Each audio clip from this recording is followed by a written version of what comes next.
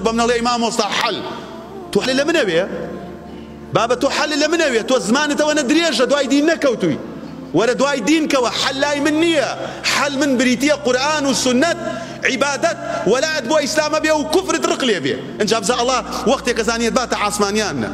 عەجەبا ئێستا دووتێی بە کۆڵە ڕیشۆڵا ژنەکەم بە قسەم ناکە چکەم لەسەر غەیری شەرع مارەت کرد بابە ئافرەت هەیە من بینیومە لە ناو مارکێتە ئەلحەمدولیلا تەلەفۆن جواب بژن و پیاو نادەمەوە و توێتی مامۆستا پیاوەکەم تەلاقی خواردووە بەم شێوازە تەلاقی خواردووە هیچ فڕی پێوەمەوە نەماوە بە دوو سێ مناڵی جوانی شۆ دانیشتەتە دیارە ئەو پیاوە باشە تۆ مجتەمەعێک بۆچی داواکەن لە شفرۆشی بێتە ڕەسمی باشە تۆ گەر ژنێک لەگە پیاوێکا بێ کەوە ها تەلاقی پێوە نەما بێ ئەوە زینا نییە ئەنجا دێتیش پیاوەکە ئاشتێ بۆ عەمرێ لەگەڵ ئێمە الله ئەکبەر کا حاجی شەکەوینە دوای تەلاقشی پێوە نەماوە تو سەی لە موسیبەتە بکە ئەگەر دنیا و خۆشیەکانی دنیاتانەوێ سندان لە ماڵێ بدا ماڵەکەی خۆم بێگەر ئیش بۆ قیامەت نەکە ئەگەر من و خێزانەکەم و مناڵەکانمان بەس بە دوای جوانەکانی دنیاوە بین سندان لە مندا و نمونەکەشی ئێوە بێ ئەگەر ئێوە جوان بە ئەڵڵا پیاو هەیە هاتە لای من بە خوا ژنەکەم سیقەی کەلیمەیەکی نییە لای بێڵێم قڕۆبان سرت ئەگەر سیقەت نەبێ لای ژنەکەت قسەیە بکەی ژنی شێو دێتی مامۆستا خێر تەگال لە وتارە کورە دەباس ئەم سیفەتە بکە بەشکم باشێ بە قورئان بزانی هاتمەتە لای تو تەلاق مەدە وەرە تو ئەگەر پیاوبی چۆن ڕێ ئەدەی ژنەکەت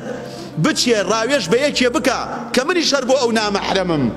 لە کاتێکا ڕەنگە وەکو دین هانای هاورد بێ باوکە گوێی لێ ناگرێ لێ بڕۆرەوە دایکە گوێی لێ ناگرێ تۆی گوێی لێ ناگری جا بەس نییە ئەوەندە ئیمان و گۆشەنیگا و پەنجەرەیەکی دینی ماوە دێ بە من و مامۆستایە ترەڵێ ئەنجا خەڵکی مجتەمەعی جاهیل مەلایەنە بۆ خەڵک سڕە با بۆ لایەن بۆ لای براژنەکەت بی بە حەیایە با لە بازاڕ چکەم تۆ نە تۆ ژنەکەت پەروەردە کردووە نە براکەت خەڵک پێشەوای ئێمە و مامۆستای ئێمە و مشەریع و قانون و یاسادانەری ئێمە یەک کەسە ئەویش پێغەمبەرە صلی الله عليه وسلم بە سیفەتی ئەوەی کە وەحی بۆ هاتووە لە چیای نورە لە ئەشکەوتی نور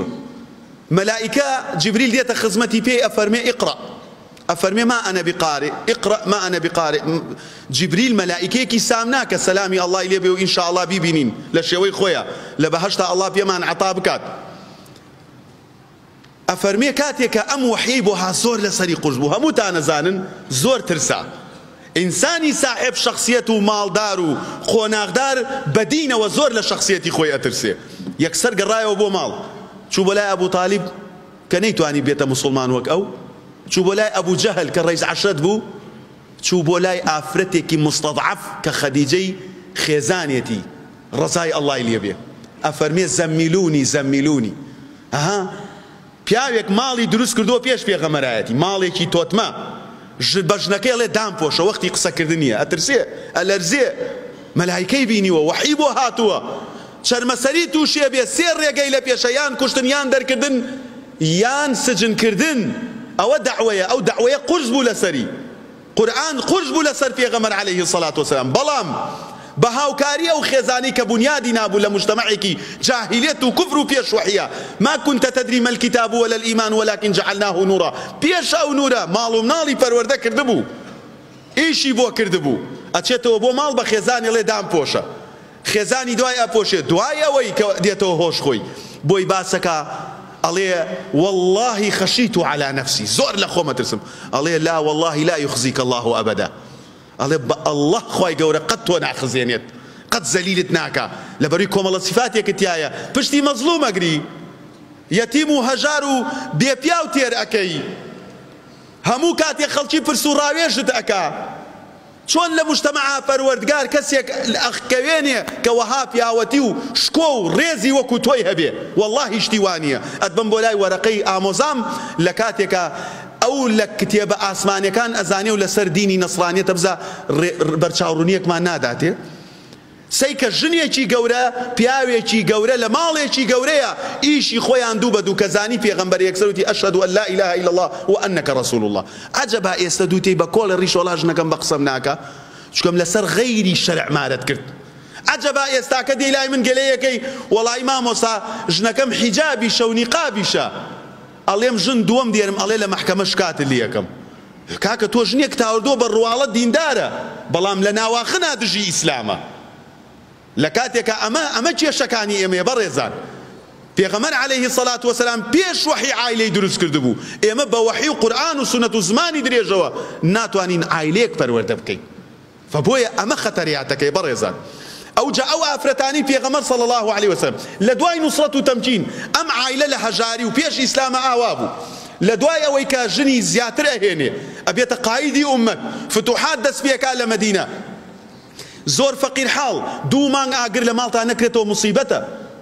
خێزانەکانی گلەی ئەکەن، گلەی دەنگی گلەی بەرز ئەبێتەوە بۆ لای پێغەمبەر صلی الله عليه وسلم، چکەم هیچ شتێک خۆی نەیەکرد. ئەمە بۆ من و تۆ پێشەوایەتیە بەڕێزان.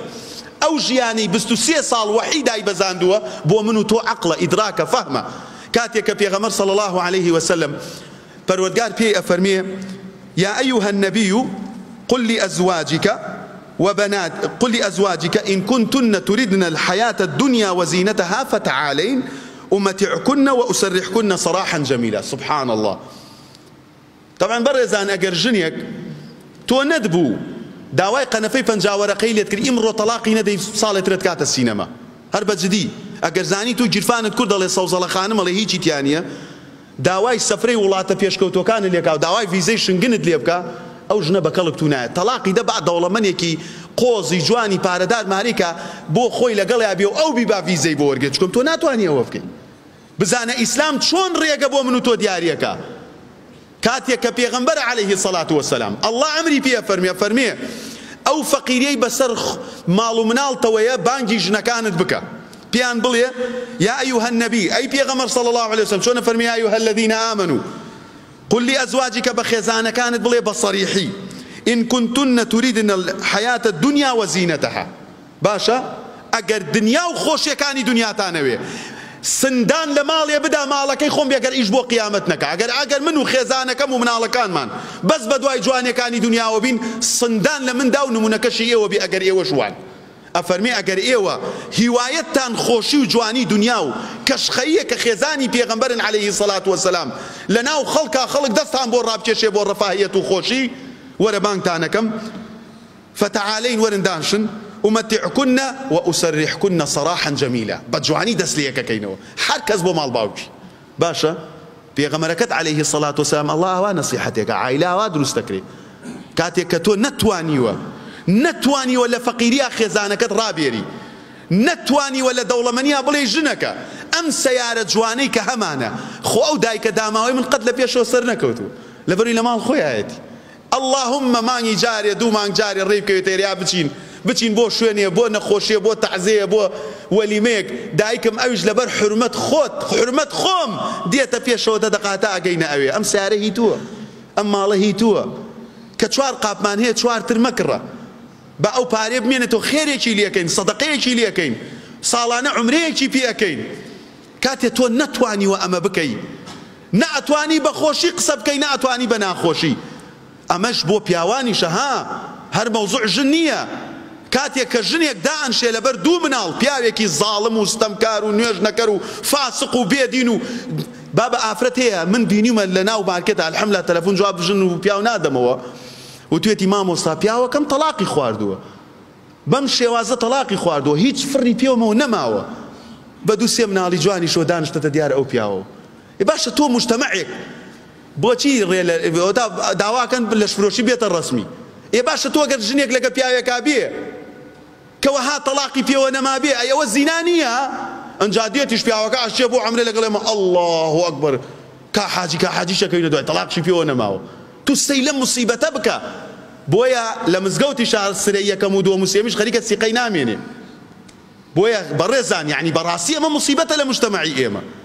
بۆیە بەڕاستیە بێ ئاگامان لەوە بێت ماڵ یعنی قیبلە